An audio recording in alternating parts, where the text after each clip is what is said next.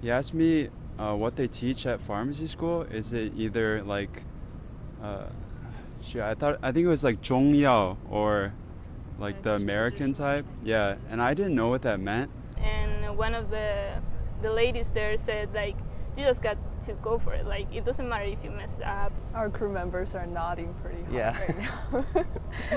That's actually that a very big reason why I joined water polo club during my first 2 years.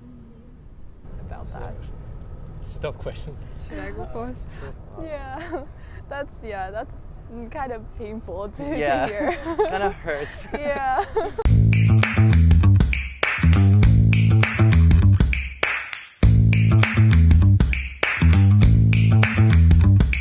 Hi, I'm Brandon. I'm a first year, or going into second year pharmacy student here at U of M. I'm Chinese. I'm American-born Chinese, and I guess I also learned Korean here at the university. So yeah. My name is Javiera Gilberto, but I always present myself as Javi. It's just easier for people. I'm doing a PhD in biomedical engineering. I'm about to start my second year. And my first language is Spanish, and my second language is English. My name is Eliel, and I'm from China, and I'm currently a rising senior at Pharm School of Kinesiology. And it's my second year at Michigan China Forum. I speak 2 languages pretty fluently. I mean, native to Chinese, Mandarin, and English as my second language, and kind of speak a little bit Japanese. My name is Mo. I'm a senior. I'm studying chemical engineering, and I actually go to UIC in Chicago. My first language is Arabic, and my second language is English. Awesome. I'm Agrima, and right now I'm doing a master's program at Duke University, and I'm here to visit Shubham.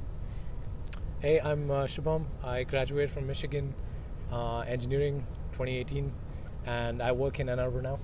Yep. Both of us are from India. My second language is Hindi. I don't know what. My second language is Hindi as well, but I speak a little bit of French.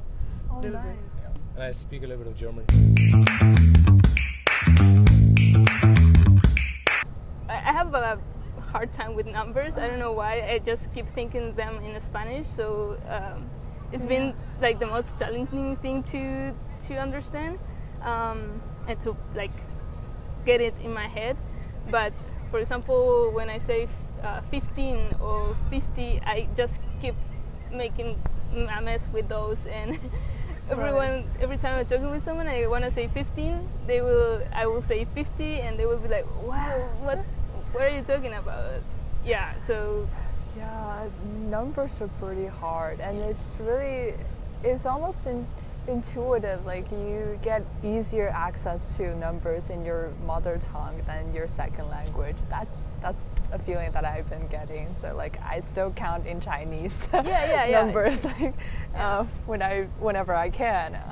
But yeah, that's interesting. Yeah, well, I guess definitely since Chinese is my second language, and I mostly speak English to my parents, it's a little tough to remember all the vocabulary. So I guess one time when I was in an Uber ride with a Chinese speaker, he just spoke entirely in Chinese, and he asked me about my major and school stuff, and he asked me what they teach at pharmacy school. Is it either like I think it was like 中药 or like the American type. Yeah, and I didn't know what that meant, but I felt embarrassed to just like stop everything and be like, I'm sorry, can you explain that to me? So I just kind of like smiled and nodded, and I was like, yeah, we totally learn that stuff, but we don't actually learn that stuff at UMich.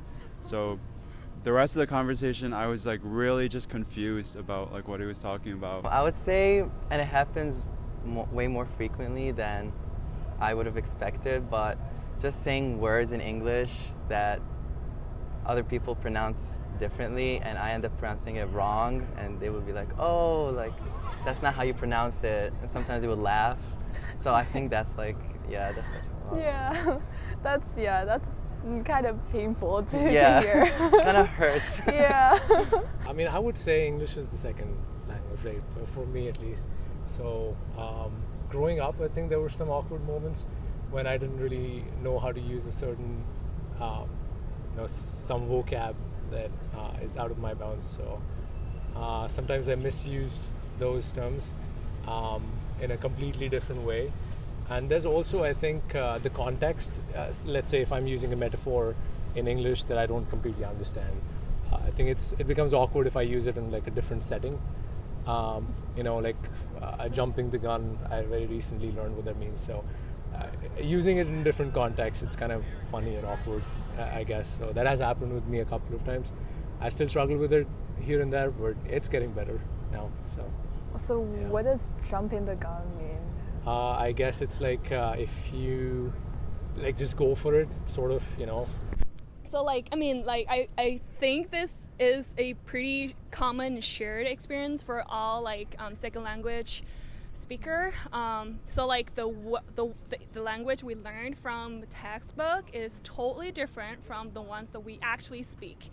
So my first couple of months, especially in the United States, I was taking summer class, and I had a couple of domestic English native speaker classmates over there, and it's always I don't know, that's so awkward though. Sometimes I say something, I just said something, and they just stared at me, and kind of they are digesting and processing what you're trying to say.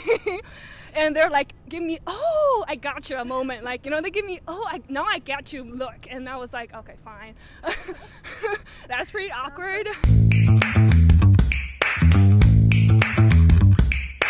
So coming here, I came when I was 17. So I grew up in a country where everyone speaks Arabic, not English. So I would say my proudest moment is coming here and being able to converse freely in English with other English-speaking people. I think when I listen to music sometimes, and then I feel definitely language and language is very important to a musician. Mm-hmm. So particularly if you can understand what that particular musician is trying to say, specifically Hindi music, maybe some specific artists. So that's when I feel okay, I know I can understand what they're saying, and I feel connected to them. So that's when I feel the proudest.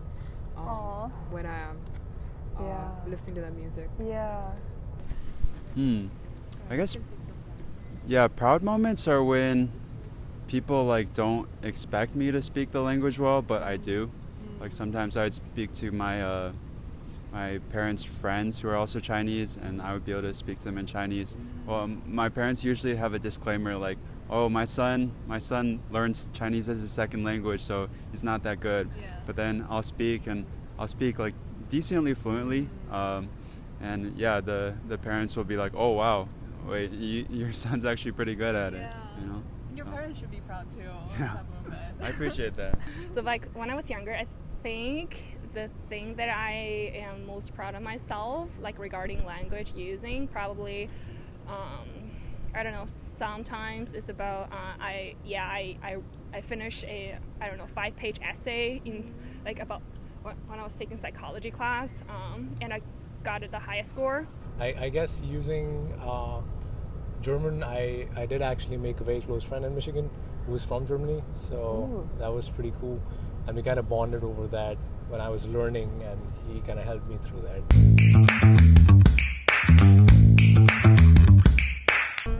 I guess I went to a talk while I was in my second or third week here, and it was a Latino thing where there were a lot of people that had to live here and they are from Latin origins, and I did this exact same question, and one of the ladies there said you just got to go for it. It doesn't matter if you mess up, and people will understand you even if you get it wrong the first time. They will understand you no matter what. So, and I guess here at the campus there are a lot of international students, so it's not people will be mad at you for making a mistake. You just have to be able to make a mistake and just keep with it. Yeah. Matter of time, you'll get it right. Yes, I would say American movies and shows definitely help. Because everyone grew up watching Disney Channel or Cartoon Network, American movies. So I think that helped me more than actually studying English in school to like come where I have became. Yeah. Our crew members are nodding pretty hard Yeah. right now. I think that the number one key is consistency and confidence. There are going to be instances where you feel like maybe it's not your cup of tea or maybe it's too hard for you, but you should keep on going. The more you talk and the more you use it, the better you will get at it. So it's just about consistency, self-confidence, and again, determination. Yeah. So since like UMich is such like a multicultural place, I'm sure that people are bound to meet people who already speak the language that they're trying to speak. And something that they should do is definitely try to practice with those friends. Because I know for like myself, like since I learned Korean, but I speak at probably like a second grade level, like I'm a little embarrassed to like speak with my my Korean friends because I'm just afraid like I speak so low. But they're your friends. Like they're definitely down to help you learn. I bet like a lot of people just appreciate that you're taking the time to learn their culture. So I think if you're trying to learn a language, definitely speak it with your friends. Use like this opportunity for you to practice. Yeah. I'm a huge fan of sports.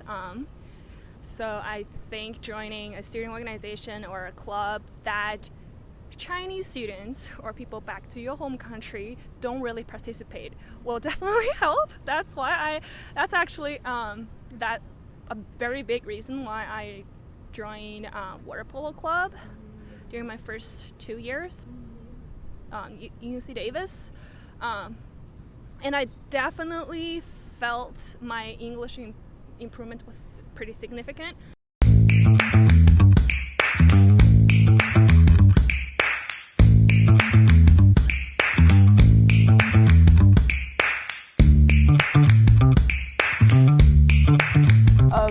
One final word maybe for the international students on the UMich campus or who are maybe feeling kind of awkward or afraid of speaking or learning this learning process is pretty hard.